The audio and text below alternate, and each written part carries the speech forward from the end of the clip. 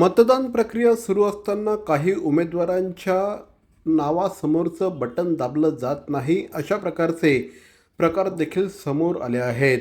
कोपरी परिसरामध्ये देखील अशाच पद्धतीची घटना घडल्यानंतर त्या ठिकाणी महाराष्ट्र नवनिर्माण सेनेचे ठाणे पालघर अध्यक्ष श्री अविनाश जाधव हे त्या ठिकाणी गेले आणि त्यांनी पोलीस अधिकारी आणि या ठिकाणी असलेल्या निवडणूक कर्मचाऱ्यांच्या ही बाब निदर्शनास आणून दिली।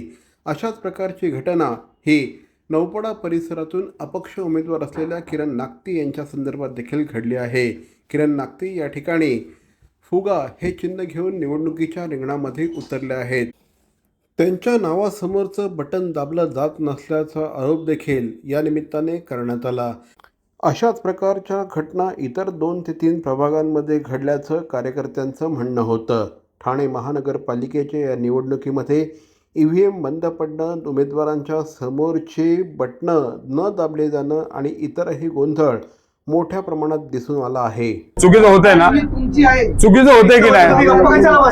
चुकीचं होतंय की नाही? मला 21 जण, मी काय बोलतो 21 जण परत गेली, तोपर्यंत तुम्ही काय करत होता साहेब? बरोबर आहे, 21 जण त्यांना बरोबर तिसरा नंबरचं फुग्याचं बटनच प्रेस कसं काय होत नव्हतं साहेब? ड मधलं तिसऱ्या नंबरचं बटन प्रेस होत नव्हतं, याचं कारण काय? आणि एका वेळेला 5 ठिकाणी असं होतंय साहेब। तुम्हाला मी हात जोडून सांगितलं होतं मगाशी, नाही सांगितलं होतं, परत तेच केलं तुम्ही।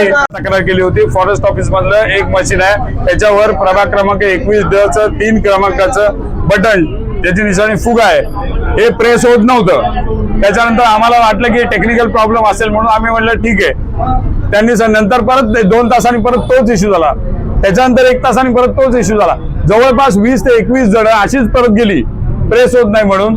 ऑब्जेक्शन त्या यांनी घेतल्यानंतर पोलिंगच्या, तरी पण यांनी सांगितलं आम्ही नवीन मशीन आणतो आणि तसंच मतदान सुरू ठेवलं। मतदारांना ग्राह्य धरलं गेलं। लोकशाहीचा खऱ्या अर्थानं मला असं वाटतं यांनी खून करून टाकलाय।